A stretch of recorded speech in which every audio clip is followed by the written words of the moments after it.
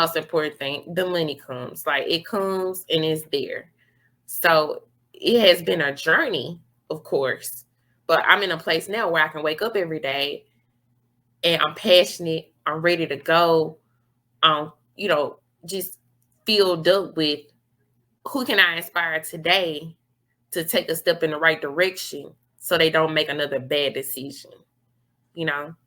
And I think that's profound, because that's why I choose to stay in teaching. I have my business on the side. Yes, I do. But that business, the bedrock of it is to help schools who aren't doing the things that we're talking about doing. And we all find our roles. I think you found your role as the assistant director. But going back to your journey to your PhD, I can empathize with that, because Mhm. I would love for someone to tell me that it was easy if you Mhm. didn't go on the journey. And I think it goes back to I think it was a Deion Sanders quote that I had heard yesterday, as a matter of fact, where a lot of people are going to tell you different things, but the difference between them and you is that you're not on the sideline; they are. Right. You're in the And game. yeah, we're both in the game. We're You're invested in the in this. game. Yeah. We're in it. But Yeah. it's very easy for that perception to seep in, and for you to question yourself, "Oh my god, did I make the right move? Mhm. Am I in the right field? Why did Mhm. I get a doctorate?" But Mhm. for you and I don't think I don't think that thought is an echo chamber, Mhm. because we know our place, we know what we want to do. Mhm. And there are a lot of people in this world that are very, Mhm. very negative, and they're very inhospitable. I'll say that, to be diplomatic. But Mhm. when it comes down to it, what these first year college students are engaging in is a very big real time decision. This Mhm. is the problem for some, in some families. This is the first big decision of their lives. Mhm. And some of them don't even have that familial support to say, you know what? I don't have the support. So how do I navigate this space? And Mhm. I think that's where it becomes an echo chamber for them. And I think you've probably seen it in your experience or in your research, Mhm. that I know I've seen it. And those are the kids that we need to work with in order for them not to become another statistic. Do you disagree or agree? I totally agree. And they're in rural areas. They are in those areas where they have the largest unemployment rates, where they have the largest dropout rates. We have eighth graders that are, not even moving on to high school. They're 16, they're 17. And so then they're pushed to get, you know, a non traditional type of high school diploma. Like, they live with their grandparents. And when I conducted a lot of the research for online learning after the pandemic, I saw that those students who were in rural areas, they had trouble accessing Wi-Fi. They didn't have computers. The places that they went to that had free Wi-Fi were closed. Students were doing work on their phones, and so there are grants out there, especially for HBCUs, where they can actually have that type of computer access Wi-Fi equipment and hand it off to the community. Kind of like not exactly renting, but they can like check it out like they're checking it out the library. And speaking of libraries, people don't go to libraries anymore. Like I used to go to the library when I was a kid. My mom used to always take me. I loved it. I'm a book reader. But those resources, the computers, the books, people, they're empty. Communities don't use them anymore. They're closing. And it's so unfortunate that we live in a day and time where we're not taking serious those type of resources for those who may not have them. So yeah. And you see, my school district did a very good job of that, trying to get the technology to the kids during the pandemic, especially those that were juniors and seniors, and then our little humans in K through 8. Okay. So it's it's a different dichotomy when you're seeing that, but you have to have, and this goes on into another show, and I'll bring you back for that as well, where you Okay. have to have that leadership as well to come to that forefront and say, okay, we're doubling down, we're investing. because we don't want these kids to become statistics. I keep on coming back to that. Right. We don't want these kids to become statistics because this is a subject that needs to be dealt with. It does. Mm-hmm. Because we have first year college students, and I was seeing some statistics right before we started the show that in 2020, between 2020 and now, 5.7% we've had in terms of a low college turnout across the country. That Mm. 5%, 5.7% is very, it was very grueling for me to see that fact, because when you look at all the data on a macro level, Mm-hmm. you're seeing the trends go down, especially for every ethnic group. I mean, it's scary. It's And scary. what would be some tips that you can give to first year college students to prepare them? What are some of the tips that you can give them, being that they just graduated? We're seeing graduation ceremonies go throughout the country. What would you tell these children or these young men and women that are going to college? What would you tell them to bring it all together? What would you tell them? Well, you know, I was a co-author for the book Grown and Gone, and that's the freshman survival guide. And so I was asked to write a piece in that, and I made it like kind of did this whole thing like the 48 laws of going to college, you know. And I would say the most important thing that my mom gave me and that was instilled in me when I was in boarding school was having a mentor. That was like having a mentor gave me direction. It gave me a foundation. I had someone to go to ask questions. Now, my ninth grade year, I was at a public high school in Terry, Mississippi, and I hated it. My school counselor, she did not help me. Um, and I had A's and B's. You know, I was a good student. I was on honor roll. You know, I never got in trouble, and but I was surrounded by individuals who were getting in trouble. So that kind of clustered me into that, even though I was, you know, a good student. And we were also living in the 9/11 era, you know, and so Bush being in office, there was this tension with, you know, excuse my language, but my Caucasian teachers, to where it was kind of like, we're going to help the white students, but we're not going to help the black students because we were clustered in together, even if we were smart, you know? So with that tension and the Bush administration and all that, I told my mom, I said, I don't like it here. You know, I don't want to be there. I don't like what's going on. And I read an article about a young lady who went to Piney Woods, who was actually had been homeless. She went to Piney Woods boarding school, and she actually got a scholarship to go to Harvard. So I was like, I'm gonna go, you know, to the summer program, and I'm gonna just see, you know, how it is and go from there. My mom, she's just like, okay, you know, she had pushed me to have mentors who were writers. I was a writer then, you know, like very big on poetry. Um, and so she had me around women who were like published writers, and I would go write with them and things like that. So she's like, okay, you know, see how it goes. So I went to the summer camp. I fell in love with the campus. I fell in love with, you know, the academic part of it, the history part of it. And I feel like I was pushed to that level where, because I had mentors and because I read books, I knew this is where I was supposed to be, you know?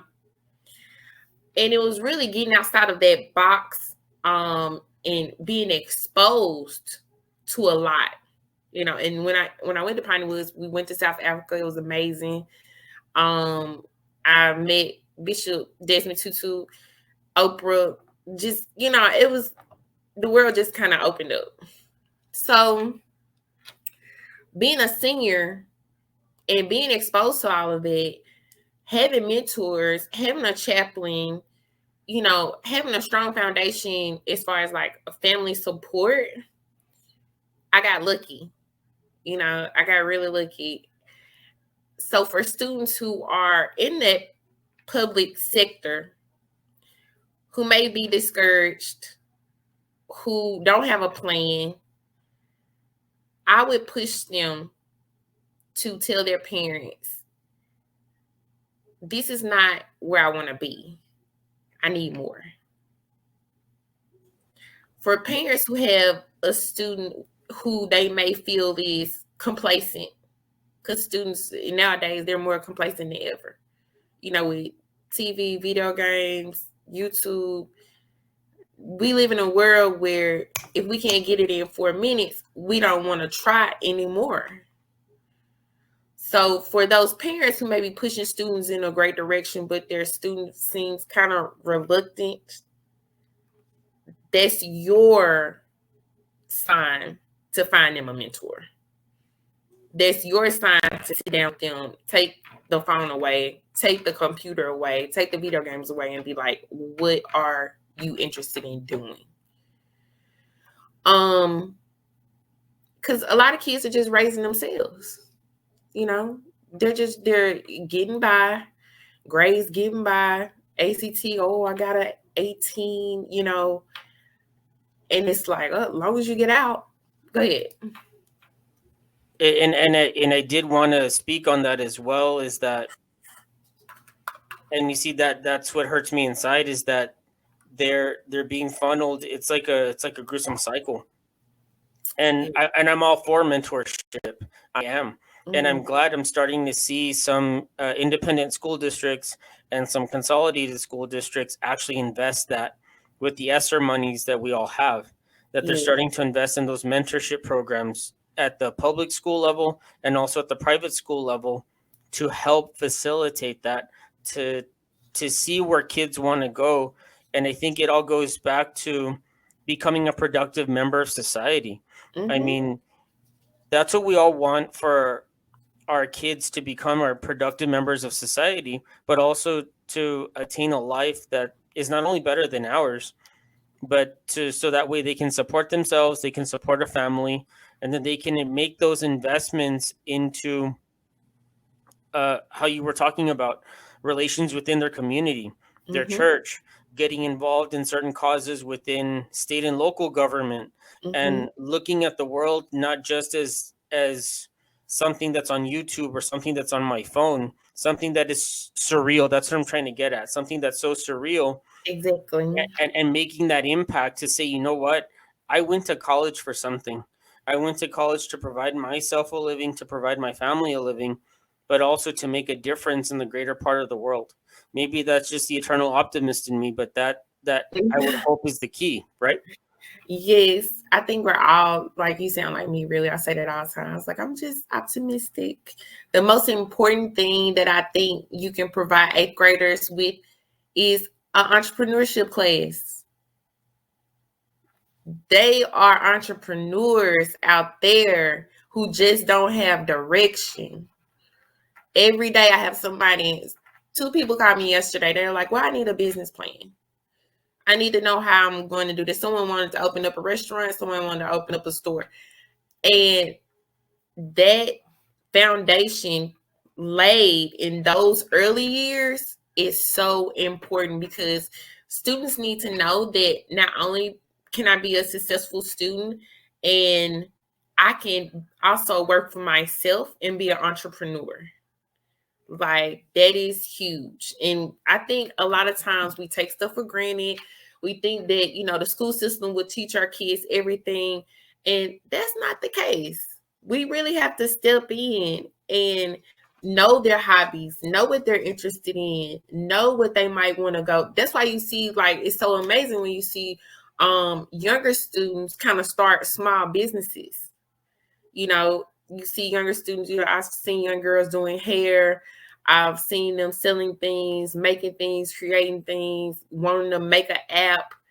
When you see that kind of light go off, we have to invest in those type of opportunities for them. It's so important. And yes, and I'm thankful for, like, I think it's been within the past 10 years to where in the public school system, and I think in the private school system, where they've been making a significant investment into career and career, and what is it? It's Kate, career and Oh, career technology. readiness. Career Exactly. college readiness, yes. Yes. And we need to push that envelope as much as possible because there is a connection gap. Mm-hmm. That's what I call it. It's a connection gap because at It some point they're going to be at that connection to where they're graduating seniors and then they have to start all the way at the bottom again to become a college freshman. mm-hmm. And I was telling someone this the other day. I think it's harder to be a a to exist in this type of educational environment than the one that you and I grew up in. Yeah, we had our event. It was 9/11. I think you touched upon it earlier in the program Mm-hmm. where that was our event. And Mm-hmm. then the significant events after that that culminated. But but I don't know but, how we survived. but Like we, exactly. like Exactly. we That's what gone I was through going to so get much. to. You know, Exactly. we're How are we here with our doctorates? I mean, it's different, right? It's different to where we played the game, we went up, we did what we needed to do, and then you and I are having a conversation here on June 24th, yeah, 2022. it's crazy. Like we've gone through 9/11. I went through Katrina. We were, I remember writing a grant my freshman year for me and my friends to go down to New Orleans to help build homes. To oh God, to see I mean, it's to see it. It's something that has stayed in my mind for years. The detrimental, like I think we actually stayed in like a homeless shelter, like on the top level, but it used to be a school, and they had to turn it into a shelter. Like it's crazy. So I mean, what are we, millennials? Oh, we've gone. Are we like the early millennials? We've I gone. don't know because that little cutoff date, I think it applies to 1984 and on because I was born in 83, so I Okay, missed it just by that much. gotcha. So I mean, just to go through those two things, that's enough. Like that, what we saw Kanye West run for president. Like it's crazy. These times have been quite interesting, but I can only imagine the view from kids that are fixing to leave their families, and some of Mm-hmm. them stay home, and I recommend that. I did that, and I saved a lot of money in the process, Mm-hmm. and I still grew. I mean, I had all my friends that were coming into the dormitories, and I'm thinking, I didn't say it out loud, but I think I am right now, is that thank God I'm not you, because the loans that they had to take out for student residential living, the loans for their tuition, the loans for their books, if they didn't have scholarships. So I always viewed my decisions as being economic decisions for myself Mm-hmm. because for what I always had the end game in mind. Where am I going to be in 10 years with however many dollars of debt? And Right. you see, that's something that I didn't want to have personally. So I applied and I went that extra effort. And I think that's what we need to communicate to our kids is to go that extra effort to have yourself on a timeline because the clock starts ticking sophomore summer of high school. Yeah. That's when you need to start that process. And I think we, whether you're in the public school system, at an institution of higher learning in a community, because where I'm at here in El Paso, Texas, we Mm-hmm. actually have a college. We have two of them. We have a community college, and then we have the University of Texas at El Paso. Okay. That outreach is happening to all the high schools, and it's very great to see. But I know that that's not the example nationwide because how are we going to target our rural schools? How are we going to target those students like how we're doing it here in El Paso? I can't Mm-hmm. speak for your neck of the woods, but we do have those outreach because we have an agreement amongst all the schools here that we're promoting college readiness, we're promoting technical schools, we're trying to get kids into the right situation to benefit them for them because we know we only have 4 years on the back end. Yeah. And those 4 years, you've probably seen this in your research as well and also in your experiences, is that those 4 years are very consequential for some ethnic groups. Yes. Yes.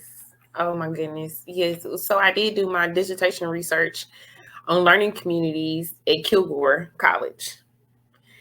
And I was basically trying to find out what can help the matriculation of non-traditional students stay in school, especially when they're taking basic courses, you know, because these are working people, these are people who have families, and they're just trying to recoup from basically what they didn't get in high school. So they can have those credits and move on to a major so they can have a career, you know. And a lot of the students, they didn't come back to campus later on because, you know, a lot of events were like after hours. A lot of the networking events were during the day, so they had to be at work. So it's really important when we talk about retention, when we talk about matriculation, we don't forget about our adult non-traditional students. It's important that we do those exit interviews.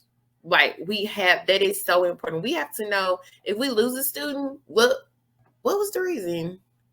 You know, why couldn't they What is make the why? Exactly. this? Like, what happened? Where did we go wrong?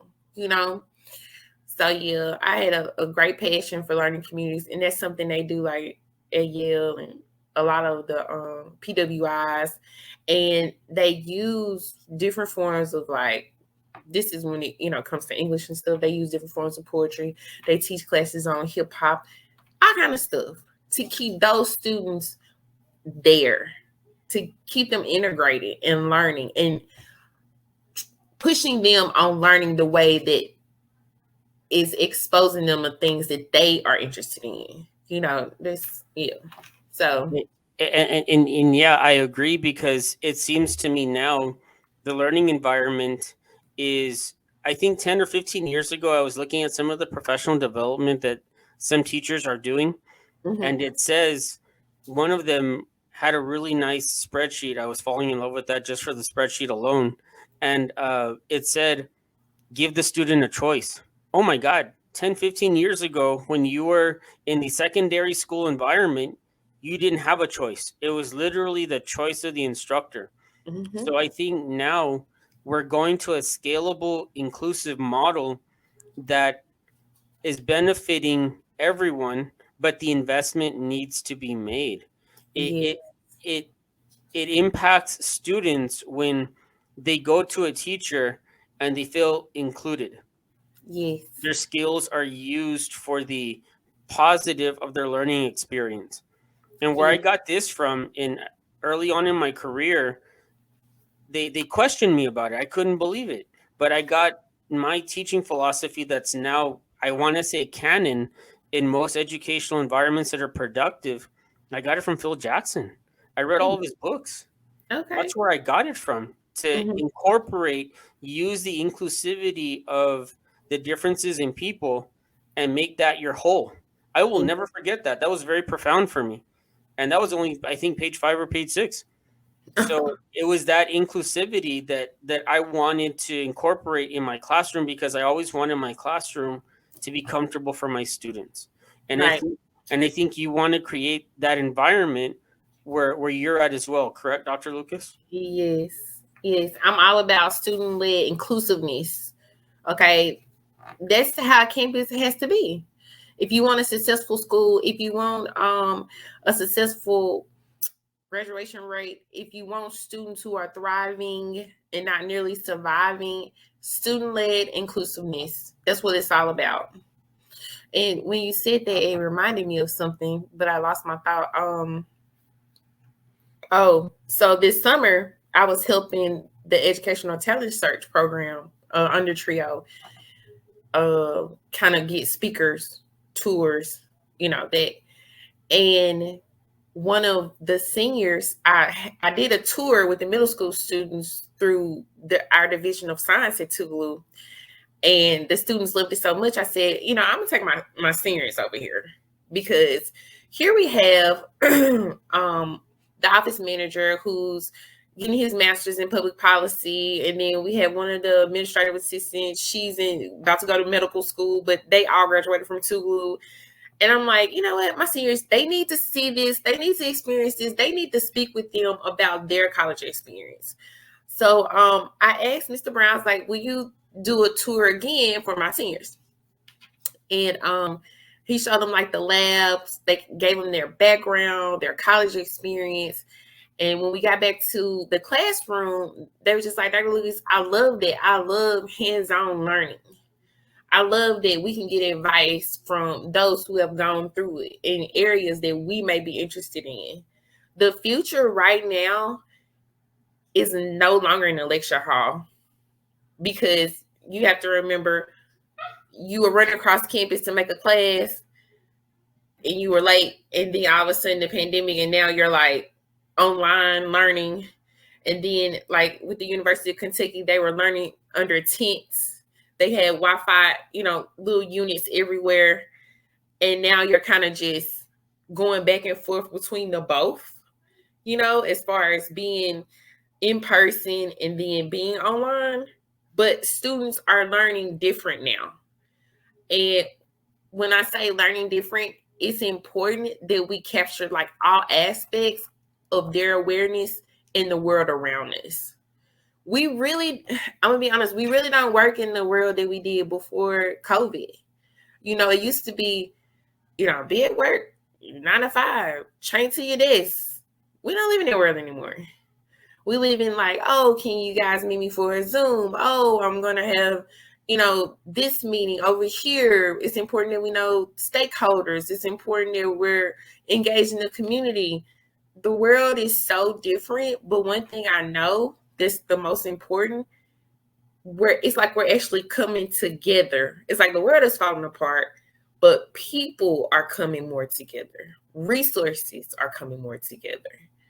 And so that hands-on learning, that mentorship, that student-led inclusiveness, making sure students are grounded, like very much grounded in the community, and knowing that involves and that is a part of their academics is so important.